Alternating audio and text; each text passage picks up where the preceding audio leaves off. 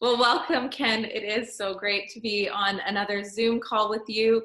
This is video 2 of what we are thinking might be 5 or 6 in this session on online security.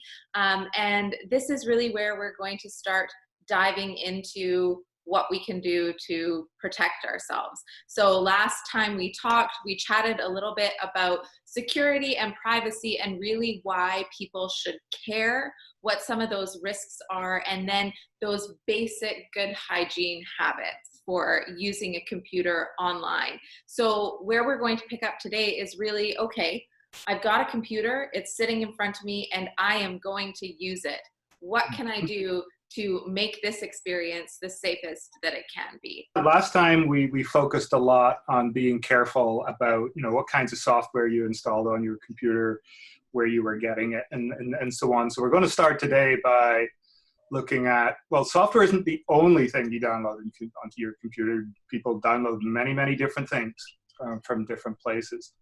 And I think, the cardinal rule there is the same as for software is, be aware of the reputation of the site or wherever you're getting it from. People download books, music, movies, recipes, all kinds of things all the time. So I guess the key thing there is be aware of where you're getting it from and try and make sure they're as legitimate as possible. It's generally not a good idea to just willy-nilly go, oh, that looks interesting, I'll grab that and see. A lot of things out there are deliberately, it's called clickbait, and they're deliberately crafted to try and pique someone's interest and go, ooh, what's that? And, and you don't want to do that. So, you mentioned software or movies, books, things like that. I mean, I'm kind of hoping it goes without saying, but you really shouldn't be downloading pirated versions of those things. I know some people think that's what the internet's for, is that kind of thing. Those can be quite dangerous. You may actually be downloading the latest movie or bestseller or whatever it is, but there can be nasty things packaged inside it. And again, it's clickbait. Here's the latest Hollywood blockbuster, hoo-hoo. But you're getting all kinds of unexpected things along with it that you don't really want. So never mind the fact that it's illegal, they're often vehicles for malware. Right? So when in doubt, use something like our iTunes or watch your Netflix account on your computer. But I also am aware that we are not perfect as human beings. So when in doubt, how do we check that things are okay after we have something on our computer? So this is actually a massive industry out there. If anyone's bought specifically a Windows machine in the last few years, you bring it home, it's probably got free trials of virus scanners on there already, whether it's McAfee or Kaspersky or Avast. There are many, many of these kinds of software. And they're specifically targeted at doing what you just said, checking your machine to see if you have been infected by something inadvertently. Right. So, I mean, they do come in handy, but there's a couple of concerns I think people need to be aware of. So whether you're on Mac or Windows, I generally don't recommend that you run these scanners, if you have one, in what's called real-time mode, where they're actively checking your traffic to see if there's anything bad in it as you're using your computer. Okay. So it's not, so it's checking if you're downloading a file, it checks the file as it's being downloaded. Mm-hmm. If you're connected to a website, it's checking the traffic to and from that website to make sure there's nothing malicious in there. I mean, this is a bit of a somewhat contentious topic in the security community, but I really don't recommend that people run that software in that mode. Okay. Because essentially to do that, what you're doing is you're hacking yourself. So if you have a secure connection to your bank, the only way that software can evaluate if there's anything bad in the traffic or not is to crack into the traffic and look at it in detail. Right. So in a sense, when you install it and say you click the button that says, yes, I give you permission, you're hacking yourself, and now that software has access to everything you do on your machine. Okay. So in a sense, you've handed off your security to that piece of software. And the bad guys know that too. And so those pieces of software tend to become pretty high profile targets, because if you can hack that, then you're into a lot of people's systems and you don't have to worry about anything else. Right. So that's the first thing. So I'd say, yes, run a scanner, but don't run it in that real-time mode. Just run it once a week on Saturday morning or something like that, just as a check. And, you know, if you're practicing all the good behaviors that we've already talked about and are going to talk about, that's probably 99.9% of the time good enough. And you won't have to do anything else. So that's the first piece of protective gear that we put on. Right. So that's kind of how to use scanning software. You know, just run it manually once a week.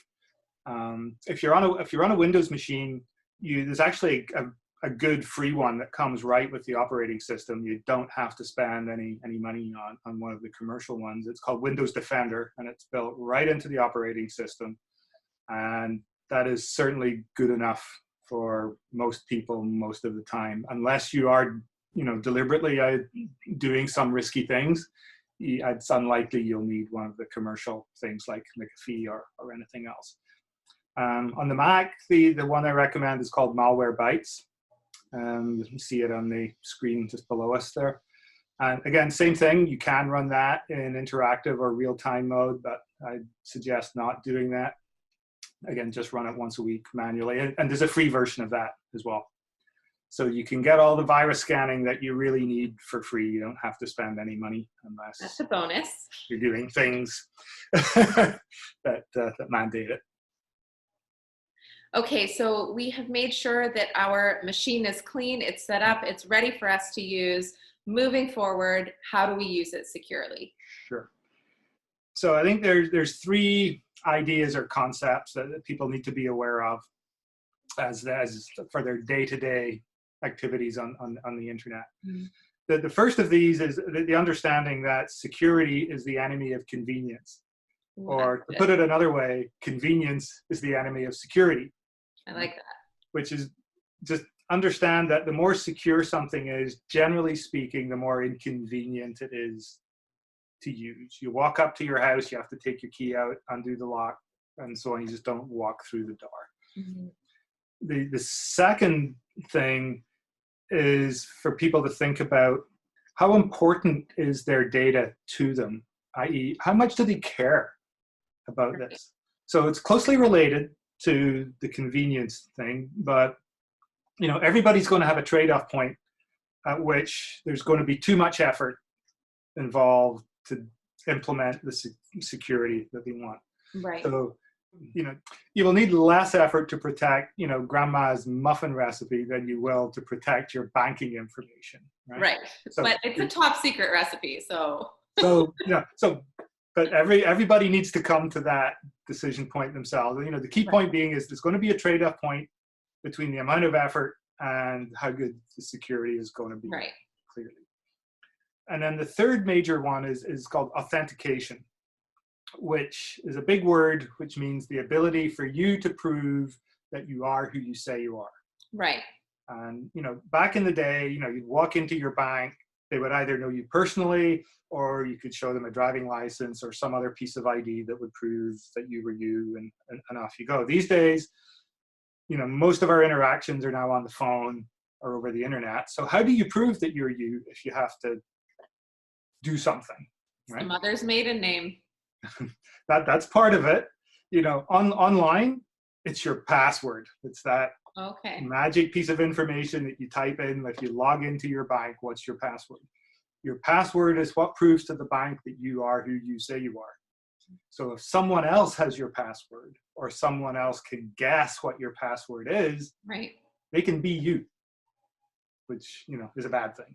Right. And we'll get into passwords. We will get into passwords. Absolutely.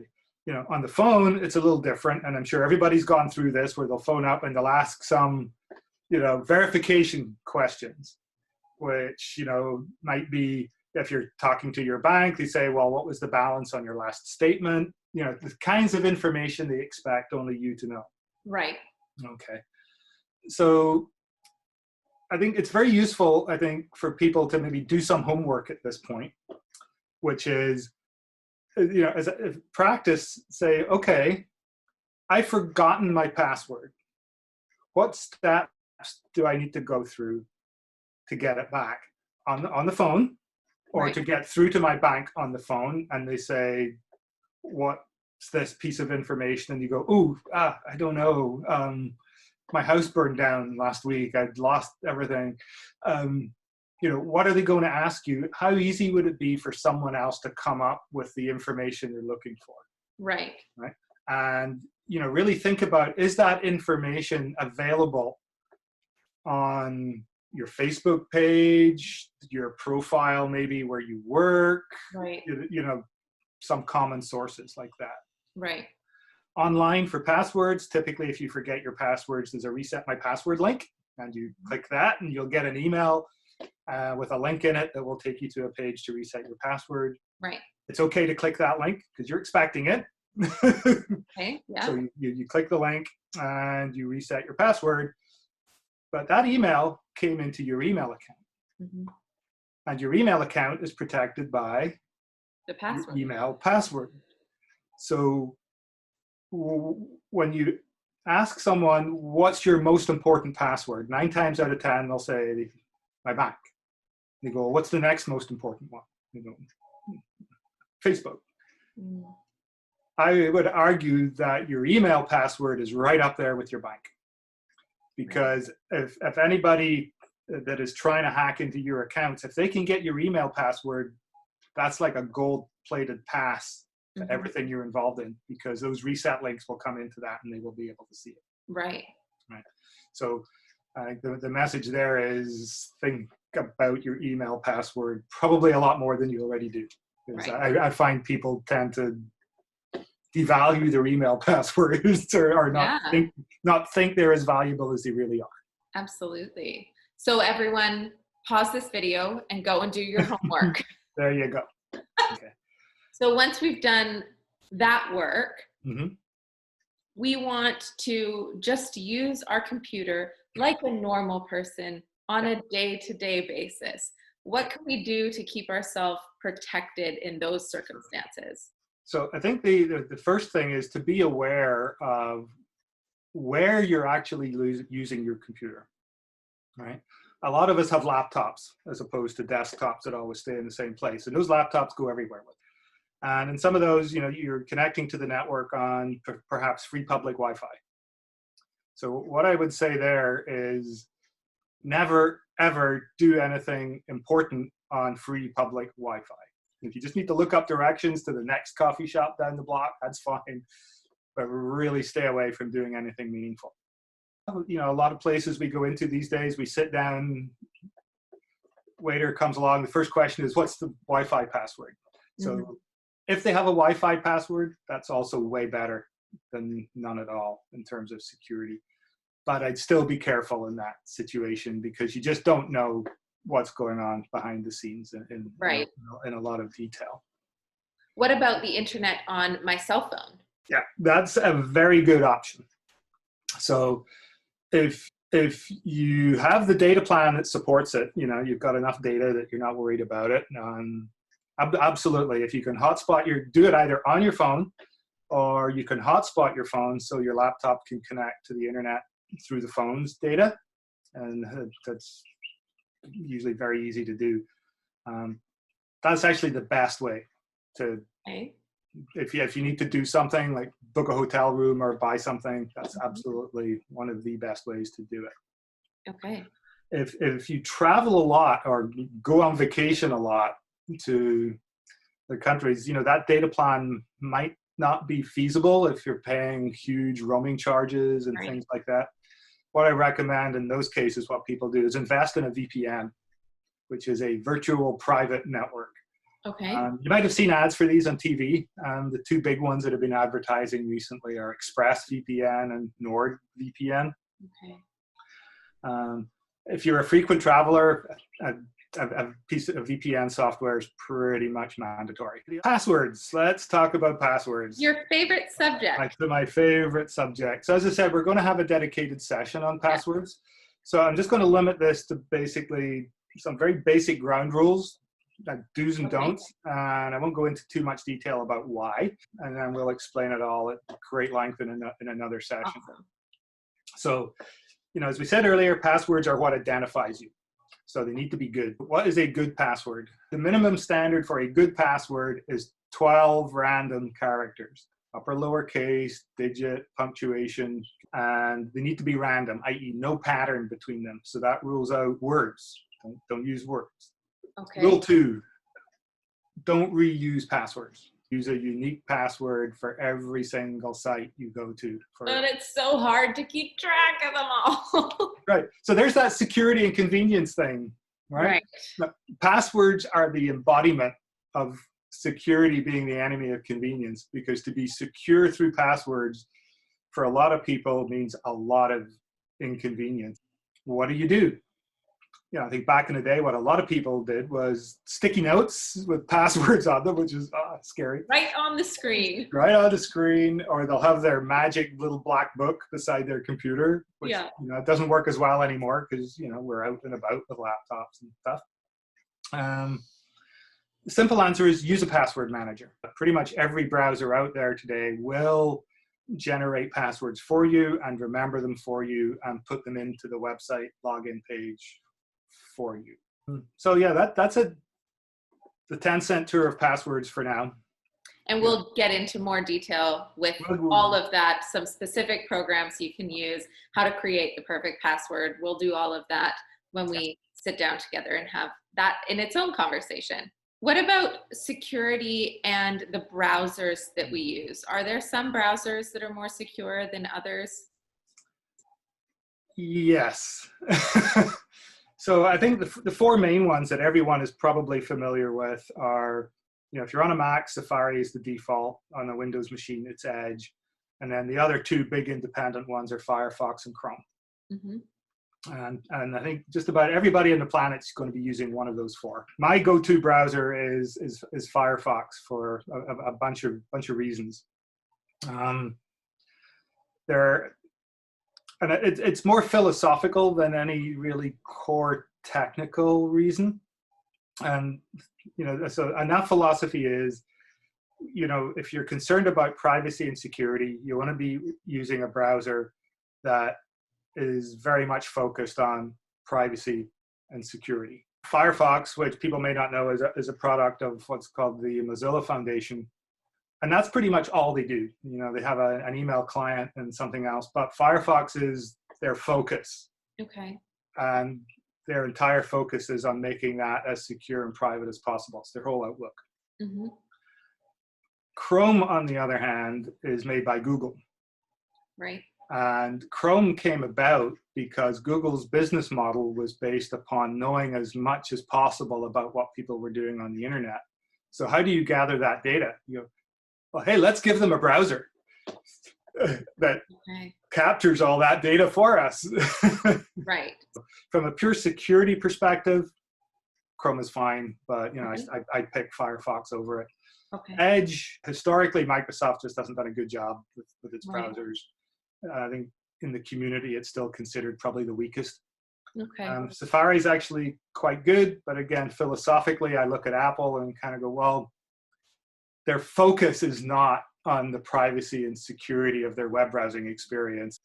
I think that people aren't necessarily aware of the fact that just because your computer comes with a browser, that doesn't mean you have to use that browser, right? So for example, my Mac comes with Safari, but I can actually choose to use a different browser. And so if people aren't aware of that, how would they do that? That's a very good point. So what you do is you can open up Safari or Edge on a Windows machine and Google Firefox. Oh, perfect. It's so easy. So you can use the Apple browser with the Google search engine to get to the Firefox browser. Okay. And then that'll just come right up and saying, hey, do you want to install it? You can click to download it, put it on your machine, and off you go. Perfect. It's the best way to do it. Awesome. So, And then if we are using a browser and we're finding that we're getting a lot of those pop-up ads, are there things that we can do to prevent that? Yes. So it's, regardless of which browser you're using, I highly recommend using an ad blocker. Okay. So most browsers will allow you to add what's called, extensions, which are little pieces of functionality you can choose to load in. They don't come with it by default. It's kind of like on our iPad, you can go to the App Store and download an app. Inside the browser, you can go to the App Store for the browser and download little extras to put on. One of those is an ad blocker. And so why do we want to do that? There's two main reasons. The most important one is, again, from a security perspective. Ads are one of the ways that malware can get onto your machine actually quite easily. So the way ads work is, if you're at a site, be it whatever, Vancouver Sun, New York Times, you're going to see ads. That site does not control what the ads are. That's all done by a separate entity. Okay. They just sell the space. And there might be a policy around what kind of ads that you can show. You can have a policy that says, they have to be family-friendly ads, that kind of thing. That's fine. But it's another company that's deciding what those ads are going to be. Okay. So Google, for example, based on the content of your Gmail or your recent searches, behind the scenes is I'm going to show Andria ads for golf clubs. Whereas I go to likely shoes, but sure. shoes. So you get ads for the Dr. Bonnie Blue Vogs. Yes, absolutely, I do. I go to the same site and I get the ads for golf clubs. Right. And that's how that works. So the problem is now there's somebody else in the chain here, another 1, 2, or more possible companies that are deciding what that ad should be and then pushing it to you. And what happens is those companies can get hacked. Okay. And malicious software can be embedded in the ad. And this does happen a lot, right? And would I have to click on it in order to be affected by that? Nope, it just shows up. It's called a drive-by. And there have been some very high-profile cases of this over the last few years. I think a couple of years ago, I think the New York Times got hit. And you just go to the New York Times and this malicious ad would infect your machine, right? So that it's very difficult to, prevent that from happening. So an ad blocker just stops the ad in its tracks. It stops it from even loading. Sounds like a no-brainer. So, but it's not, kind of. None of it is. Why would it not be a no-brainer? So there is an ethical issue here in that an awful lot of those sites that are trying to show you ads get paid for showing you those ads. Right. And it's one of and it's one of their primary sources of revenue. Okay. So by blocking the ads, you are depriving them of that revenue, which is bad for their business, right? Which is why you'll go to some sites, if you install an ad blocker, you'll get a little pop-up that says, hey, we see you're using an ad blocker. Yeah. Please don't. and that's why, because they want the revenue to support their business, which is perfectly fair and reasonable. So that said, I still come down on the side of running an ad blocker just from a basic security standpoint. And what I'd suggest to people is if you're either don't go to the site if you really don't care that much, if it just looked kind of interesting, but just don't go there. Or if it is content that you really do want to get access to, consider another way of paying them. Make a donation, maybe that you can get a subscription to that site. The other thing to be aware of here is that people assume that if they see that lock symbol in their browser, that it's safe. It isn't, unfortunately. The lock symbol is good in the sense that it gives you a warm fuzzy, but it doesn't guarantee anything. It's a false comfort. False comfort. And, if it's on your own machine, that's great. If it's on somebody else's machine, a friend's computer in a public library, if it isn't your machine, that lock symbol means nothing. Right. And that's kind of the mindset you have to have. And if it isn't your machine, you shouldn't be doing anything on it that requires security anyway. So Ken, we've covered quite a lot today, but there's one very practical question that I'd like to ask you before we sign off. Mm-hmm. And that is it ever safe to use a credit card online? I know right now we're doing a lot of online shopping because shops are closed. You've talked about, of course, not to do it if you're out in public. But if I'm at home and I'm using my computer there and I want to purchase something from Amazon, etc., how do I know it's safe to enter in my credit card number? In those circumstances, it is. I mean, you hit all the basics there. You're at home. It's your machine. That's as safe as it gets. And I've been using credit cards online for years. Many people have, with no issues. I think the only thing I would say in those circumstances is a lot of times you'll see a little checkbox on the site that says, "Remember my credit card information." Right. And sometimes, if the site is a little bit evil, they'll have it pre-checked for you. Ooh, sneaky. You want to uncheck that. Right. And the reason for that is, every site that you have that checkbox means your credit card information exists somewhere else other than at your bank and in your wallet. Right. And you want to limit that as much as possible. Okay.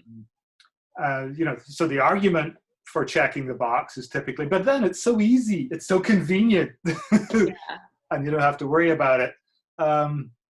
But the fact is, these days, the password managers we talked about, either the free options in the browser or the commercial options, will handle your credit card information for you as well. Right. So you don't check that box, and it's just a couple of keystrokes, and your credit card information is there. Boom. Awesome. All for you, and it's much more secure to do that. But, like you said, if you're at home on your own machine and, you're scanning it once a week and you're being well behaved in what you do, not something you should be worried about. Go forth and online shop, he said. Nuts. Yeah. Go buy shoes. Wonderful. Or golf clubs, Ken. It's fine. Well, Ken, thank you so much. This has been great. It's fantastic to be able to dive a little bit deeper into some of those best practices. And I think next up, you and I are going to be talking about some of the scams that are out there, so people can keep an eye out for that, and we will release that as soon as it's done. So I'm so appreciative, and thank you so much for spending the time. No problem. Thank you, Andrea.